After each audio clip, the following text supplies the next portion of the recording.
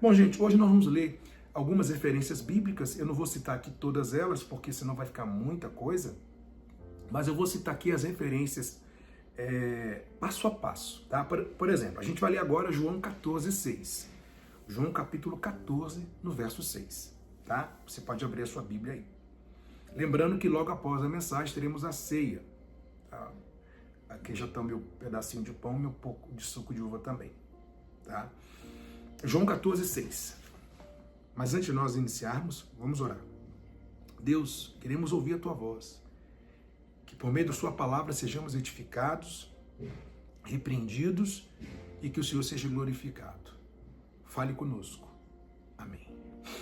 João 14:6. Primeiro eu quero ler com vocês esse subtítulo aí. Ó. Só existe um caminho. Gente, só há um caminho. Apenas um. Olha só, João 14:6. Disse-lhe Jesus, eu sou o caminho, a verdade e a vida. Ninguém vem ao Pai senão por mim. Um versículo muito conhecido, né? Eu sou o caminho, a verdade e a vida. Ou seja, não há outro caminho. Não existem dois caminhos. Não, é apenas um. Quando Jesus ele fala sobre os dois senhores, né? Que ninguém pode servir a dois senhores, ali quer dizer o seguinte, ninguém pode ficar em dois caminhos. No meu caminho e no caminho do mundo. Não existe meio termo. É apenas um caminho. Somente um caminho. Existe uma frase, um pensamento errado, que diz assim, que todos os caminhos levam a Deus. Ou que todas as religiões levam a Deus. Não, gente, não. Apenas um caminho que nos leva ao Pai, Jesus, o seu Filho. Não há outro caminho. Para ser salvo, tem que trilhar esse caminho chamado Jesus. É por ele que chegamos à salvação. É por ele que chegamos ao trono da graça. É por ele que chegamos à vida eterna. É somente nele. Lembra semana passada que nós falamos sobre o perdão? Que na cruz ele perdoou os nossos pecados, ele tomou as nossas dores, ele tomou o nosso pecado. Na cruz ele tomou o nosso lugar. Ele pagou a nossa dívida. Então, por meio desse caminho, Cristo, que foi para a cruz, nós recebemos a vida eterna. Então não há outro caminho, né? Afirmar que todas as religiões levam a Deus, isso não existe. O único caminho que nos conduz ao Pai, tá? Que Jesus disse, é Jesus. Ele é o caminho, não existem dois, três caminhos, apenas um. E muitas das vezes, nesse caminho que trilhamos, acontecem coisas, né? E por isso o tema dessa mensagem, parar no caminho. É um inimigo da cruz. Então, estamos no caminho que é Cristo. Estamos caminhando com Ele. Só que podem acontecer coisas nesse caminho. Eu quero citar com vocês agora o que está em Lucas 9:23. Lucas 9, verso 23. Abra sua Bíblia aí, por gentileza. Lucas 9, verso 23. O subtítulo aí, nesse caminho, a renúncia diária. Então, acabamos de falar que no caminho, que é Cristo, só nesse caminho há salvação. Só que nesse caminho há uma renúncia diária. Exige uma renúncia diária, né? E aí Lucas escreve, e dizia a todos, se alguém quer vir após mim, negue-se a si mesmo, tome cada dia a sua cruz e siga-me. Então Jesus, falando, né, como ele já havia falado que ele é o caminho, e se alguém quer seguir nesse caminho, deve tomar sua cruz diariamente e segui-lo.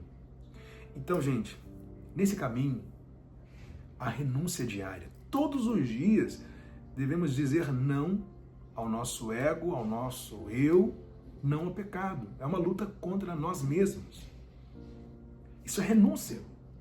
Então, é uma coisa que eu carrego comigo, né? Eu me converti ontem, preciso me converter hoje, vou precisar me converter amanhã. Todos os dias eu me converto.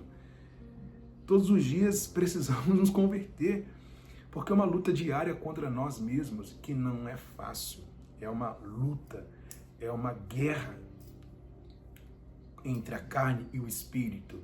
Por isso é importante nos alimentar na palavra, nos alimentar das coisas de Deus, porque já que em nós mora o pecado, né, a fome de pecado, então precisamos alimentar a fome de espírito. Como nós vamos fazer isso?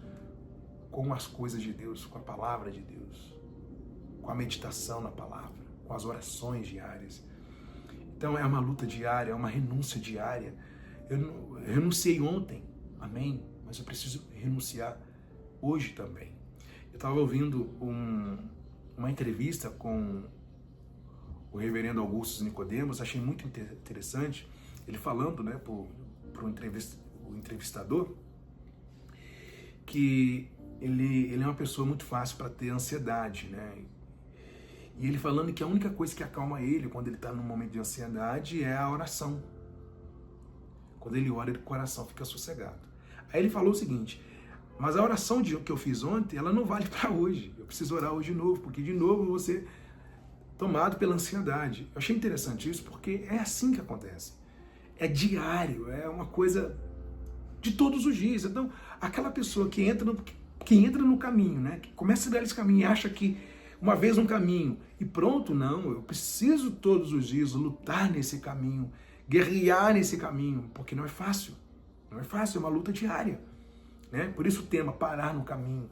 Muitos param no caminho porque desistem da renúncia, né? Desistem da cruz. A gente sabe que a cruz não é fácil. Se fosse fácil, todo mundo carregaria. Né? Não é fácil. Só que ele nos concede a graça para nos suportar, para nos fazer suportar, melhor dizendo.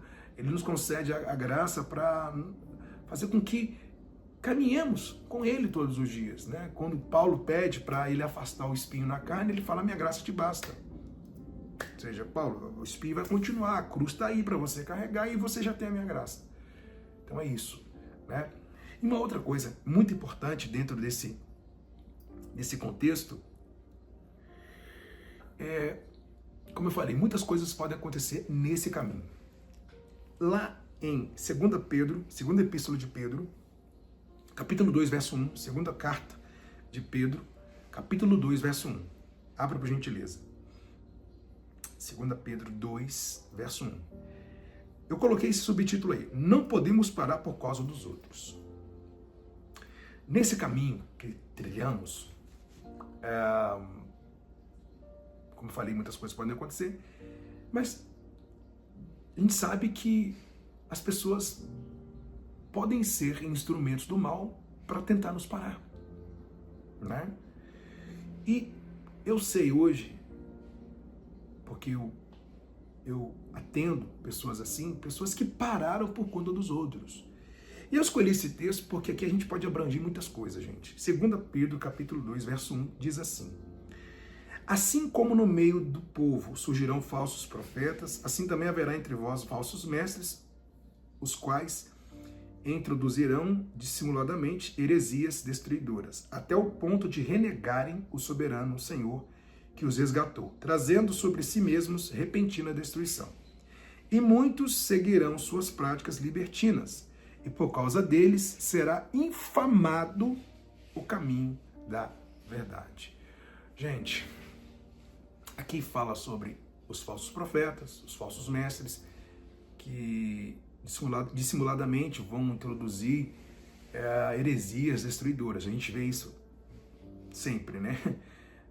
No entanto, o nosso posicionamento é forte contra isso, né? Contra as heresias, contra as coisas erradas, coisas que estão fora da Bíblia, contra as falsas doutrinas. E aqui, Pedro fala que por causa deles o caminho da verdade será infamado. Então, gente, esses, né, que ensinam de forma errada, eles atrapalham o caminho. Eles são pedra de tropeço no caminho. E muita gente hoje parou de trilhar nesse caminho, parou no meio do caminho por conta desses ensinamentos errados. Pessoas que, eu fiquei tantos anos no lugar e aprendi errado, fui enganado, e não quero saber disso mais. Então pararam por conta dos outros.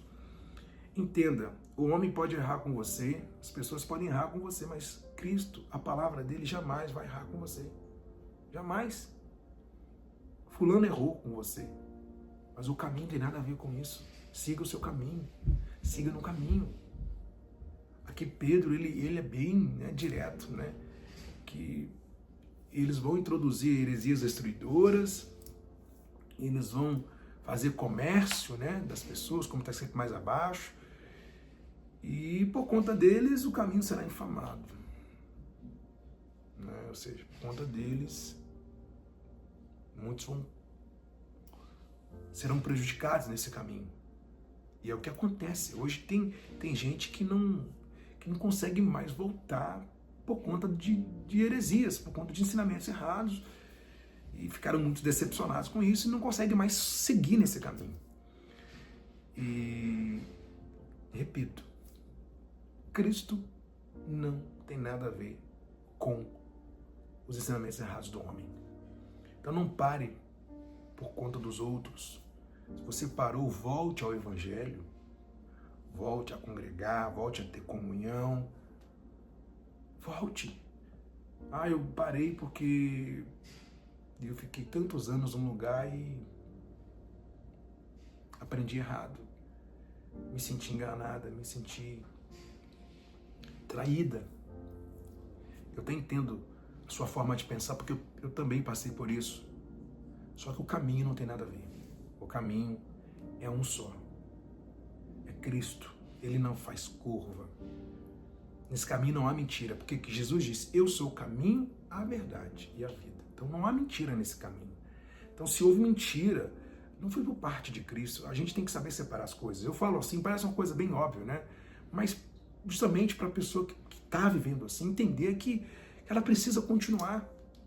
É importante você continuar, não pare por conta dos outros. E abrangindo para o outro lado também, aproveitando esse contexto aqui, você que de repente, alguém com outra intenção dentro da igreja errou com você, enfim, você passou por uma situação muito desagradável dentro da igreja ou por alguém que é da igreja e você acabou parando por conta disso, ou generalizou tudo, né? Você achou, então não quero mais. Não pare por conta dos outros. Na igreja, as portas estão abertas para todos. Nem todos que estão dentro dela são convertidos. E mesmo os que são convertidos podem errar também, gente, porque todo mundo é imperfeito. Então temos que saber separar as coisas, né? Voltando um pouquinho lá atrás, onde lemos da cruz, né? Isso é tomar cruz também. É você, ignorar, deixar para lá e seguir. Porque é assim que vamos continuar a nossa jornada. Porque pedras virão no caminho. Se não for um, vai ser outro. Se não for uma coisa, vai ser outra. Sempre vai haver coisa para tentar te parar. Sempre, sempre, sempre. Mas cabe a você continuar no caminho. Não parar, né? E continuando essa mensagem tão maravilhosa, lá em Atos 9, verso 1. Atos 9, verso 1. Por isso que eu falei que seriam várias referências, né? Então, Atos 9, verso 1. Abra por gentileza aí. Eu coloquei esse subtítulo aí, ó. Quem pertence ao caminho é perseguido. Olha o que diz. Saulo, respirando ainda ameaças e morte contra os discípulos do Senhor, dirigiu-se ao sumo sacerdote e lhe pediu cartas para as sinagogas de Damasco, a fim de que, caso achasse alguns que eram do caminho, assim homens como mulheres, os levasse presos para Jerusalém. Tá vendo? Aqui Saulo, né? Antes de se tornar Paulo. Ou seja, quem era o apóstolo Paulo? Um perseguidor dos cristãos. Ele pediu cartas porque ele queria, a todo custo, perseguir cristãos. Mas aqui interessante que Lucas coloca assim, ó, a fim de que, caso achasse alguns que eram do caminho, tá em letra maiúscula aí, caminho, né? Tá vendo? Quem é do caminho é perseguido. Quem pertence ao caminho, a Cristo, é perseguido. sofre ameaças. Então, se você está sofrendo algum tipo de perseguição, seja porque você mudou, né? Você era religioso, né? Vou falar no claro, você estava dentro de ensinamentos errados e hoje você foi alcançado pela graça. E por conta desse seu posicionamento, essa mudança de mente, né? Essa virada de chave na sua vida, você está sendo perseguido, porque você pertence ao caminho, né? A fé que temos em Jesus, pelo fato de crermos, né, na palavra, na Bíblia, somos perseguidos. Porque o mundo é contra a palavra, o mundo é contra Cristo, o mundo é contra o caminho. Então, que Paulo, antes de se converter, ele era contra os que eram do caminho. Né? Eu achei tão interessante essa expressão que Lucas registra, né? Caso encontrasse alguns que eram, deixa eu voltar aqui só para, caso achasse alguns que eram do caminho. Tá vendo? Então, louvado seja o nosso Deus, porque pertencemos ao caminho. Quem éramos? Estávamos perdidos nos nossos delitos e pecados, mas fomos achados por Cristo e colocados no caminho dele. Isso é maravilhoso, gente. Isso não tem preço. Isso não tem preço, né? E para encerrar essa mensagem maravilhosa, Atos 16, verso 16. No mesmo livro que você está aí, mas para frente. Atos 16, verso 16. Quero ler o subtítulo com vocês aí. Fomos chamados ao caminho para apontarmos o caminho. O único que não quer isso é Satanás. Fomos chamados para o caminho, para apontarmos o caminho. Se estamos nesse caminho, queremos apontar esse caminho para outras pessoas.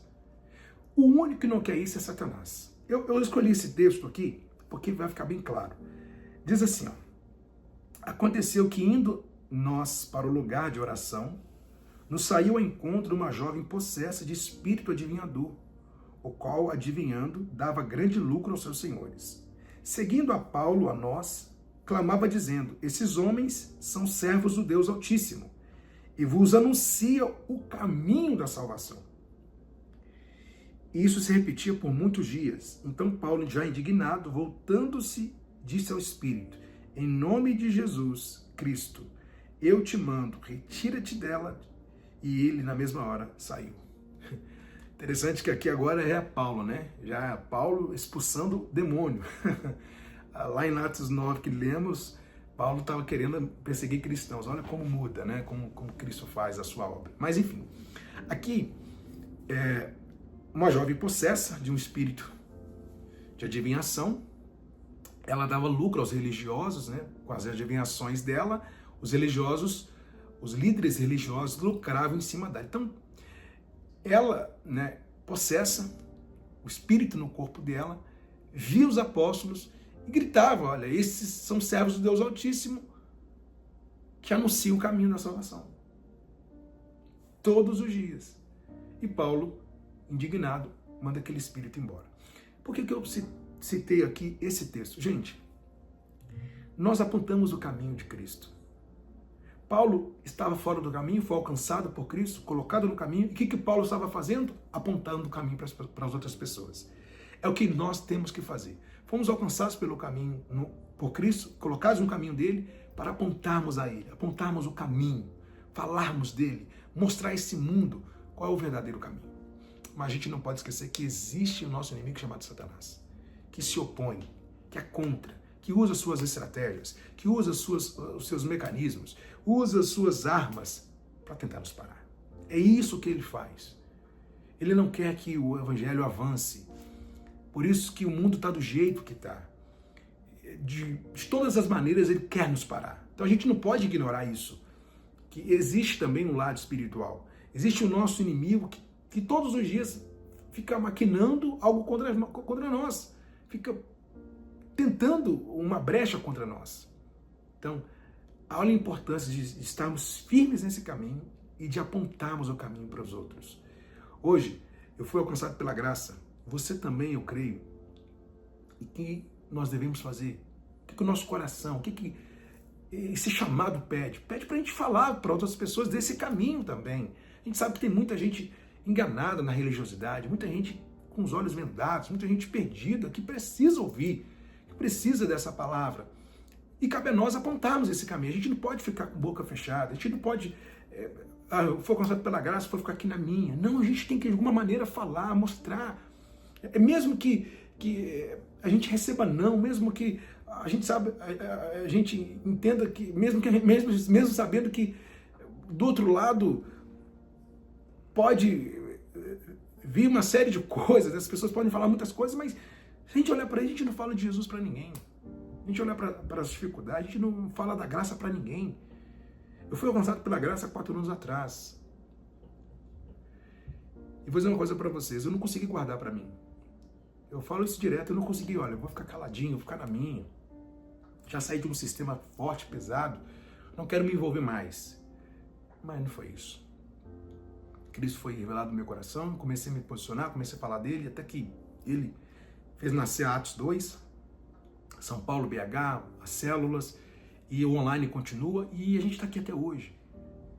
E se Deus quiser, até o último dia da minha vida, até a minha morte. É isso que eu quero fazer, falar dele, mostrar a sua graça, apontar o caminho para outras pessoas. Então, se firme nesse caminho, fique firme nesse caminho e aponte o caminho para os outros.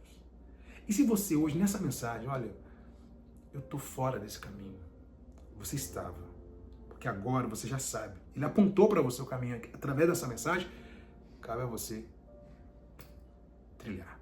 Tá? Nós vamos agora cear. E nessa ceia nós vamos agradecer a Deus por isso, por tudo aquilo que Ele tem nos dado. A ceia, ela aponta 2 coisas, ela mostra, ou melhor, ela relembra a morte de Cristo, por que Ele foi para a cruz, para nos colocar nesse caminho, e mostra também que Ele há de vir, ou seja, Ele há de voltar para buscar aqueles que estão no caminho dEle. É isso, vamos cear. Vamos participar da mesa da graça, que Ele convida você a participar. Bom, vamos agradecer a Ele. Senhor, obrigado por essa palavra. Graças te damos por tudo que o Senhor tem nos dado, por tudo que o Senhor tem feito. Senhor, o Senhor nos colocou nesse caminho. Sabemos que é uma renúncia diária, a luta diária, todos os dias, mas o Senhor nos dá graça, força para nos caminhar, para nos fazer caminhar. Senhor, queremos mais e mais de Ti, Deus. Perdoa os nossos pecados, as nossas falhas, os nossos erros, as nossas transgressões. Louvamos e agradecemos o Teu nome, ó Pai, por tudo que o Senhor tem nos dado, ó Deus. Nesses dias de desespero, incerteza e medo há, em uma salvação eu creio em Ti. Creio em Ti, acredito em Jesus Cristo, acredito em Deus o Pai, acredito no Santo Espírito que nos vida nova traz, acredito na cruz de Cristo e que a morte enfim venceu. Acredito que ressurreto muito em breve voltará. Creio em Ti. Pai, esse pedacinho de pão em minhas mãos representa a Tua carne. Que naquela noite, quando o Senhor ceou, o Senhor nos trouxe a memória, Deus, tudo o que iria acontecer com o Senhor e tudo que o Senhor faria pela frente. Então, em nossas mãos, esse pão representa a Tua carne, carne que foi moída naquela cruz por amor de nós. Coma da carne de Cristo. Acredito em Jesus Cristo, acredito em Deus o Pai, acredito no Santo Espírito que nos vida nova traz, acredito na cruz de Cristo e que a morte enfim venceu, acredito que ressurreto muito em breve vai, em breve voltará. Por semelhante modo, depois do seu ter ceado, o Senhor tomou o cálice dizendo: esse é meu sangue, sangue da nova aliança. Aleluia. Sangue que foi derramado na cruz por amor de nós. Louvamos e exaltamos o teu nome, Deus. Nesse dia o Senhor afirma a tua morte e anuncia a tua vida, Deus. E aqui estamos para trazer à memória o que o Senhor fez por nós naquela cruz e anunciar a vida do Senhor. Deus, que possamos seguir sempre firmes nesse caminho com o Senhor todos os dias. Viva do cálice. Creio em ti, acredito em Jesus Cristo, acredito em Deus o Pai, acredito no Santo Espírito que nos vida nova traz, acredito na cruz de Cristo e que a morte enfim venceu, acredito que ressurreto muito em breve voltará. Creio em ti.